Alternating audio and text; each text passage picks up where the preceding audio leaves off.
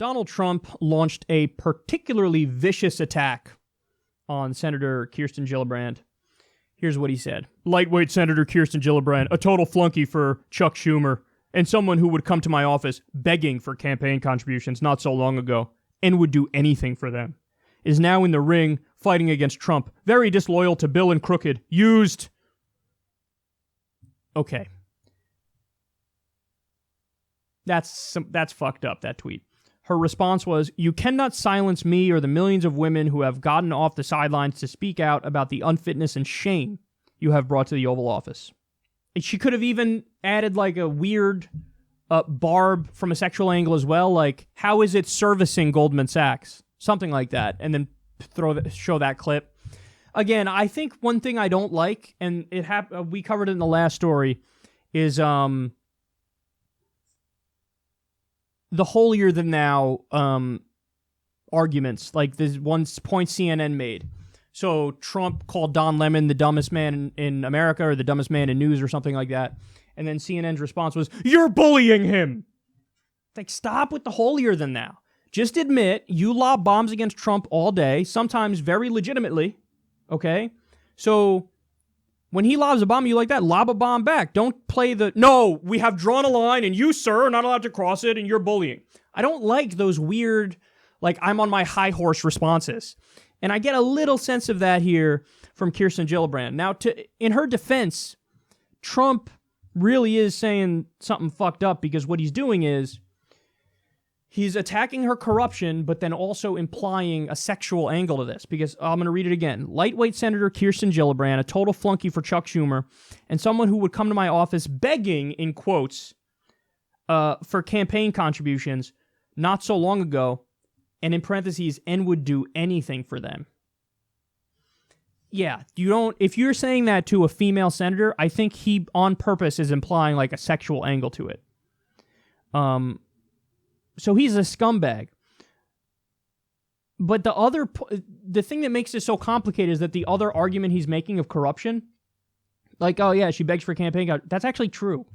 She actually does beg for campaign contributions. She's taken what, $4 or $5 million from Wall Street.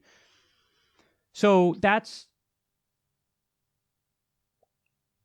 if somebody is not reading the sexual angle into it, then they look at that and go, he's right. She is corrupt.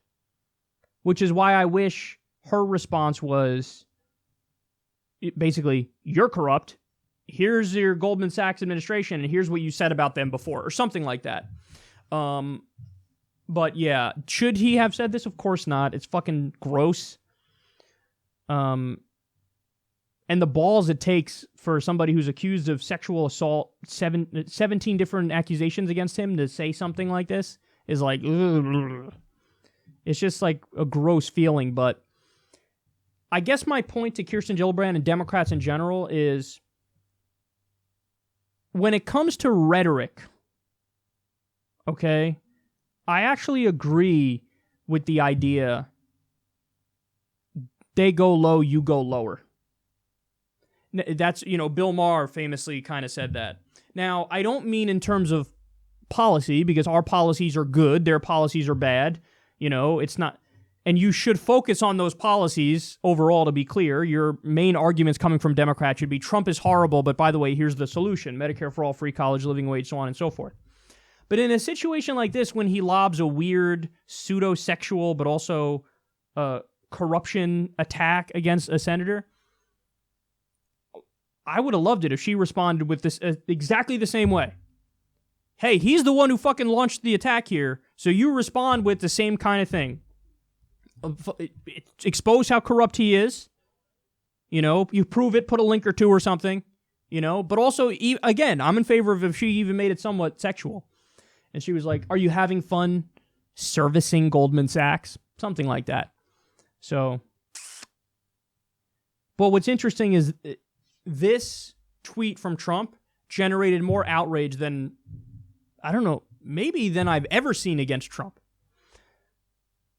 There was a USA Today article written about this, and they used this as like a key argument against him, as he's unfit for office.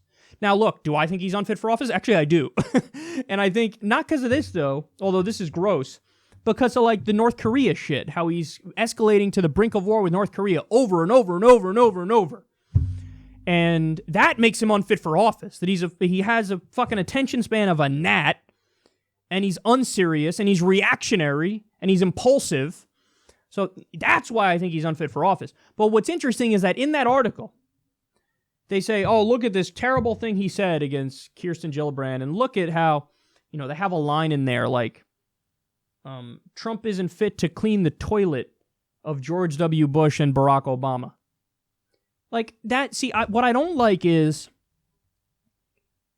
there's always excusing of former presidents to shit on Trump. George W. Bush is responsible for the death of minimum 500,000 innocent civilians in Iraq. He did torture, okay? Obama took 2 wars, turned them into 7 wars. Stop fucking excusing those guys to shit on Trump. You can shit on Trump and not excuse those guys. That's not hard. But they do that, but then also in that piece laying out why Trump is unfit, the points are really, it's like politeness policing. It's like, oh, he's crass and look at this mean thing he said.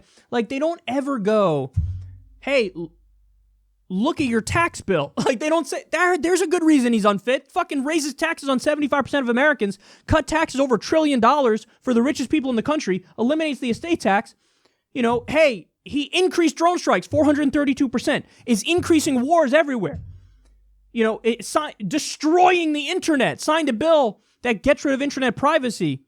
His FCC is destroying net neutrality. Like, they never use those arguments. They always go right to the tone shit. Like, you're so mean. Yeah, he's an asshole. We get that. But you got to come with more than that to say he's unfit for office. Again, I think he is unfit for office. But if you don't argue the right way against him, then people are going to roll their eyes. I know. I'm never going to win on this front, ever. Ever am I going to win on the way Democrats should fight back against Trump.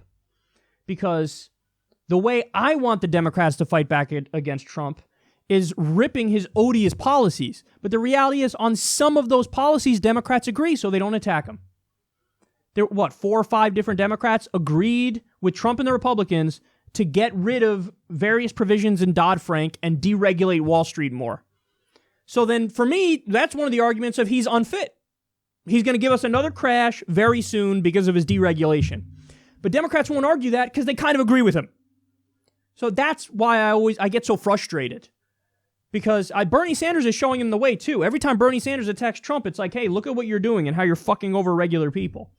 But you're not going to get that argument from corporate media. You're not going to get that argument from other Democrats. The argument you're going to get is, oh, sir, you've been rude. And we don't like rudeness. You're unfit. Just give me something a little better than that.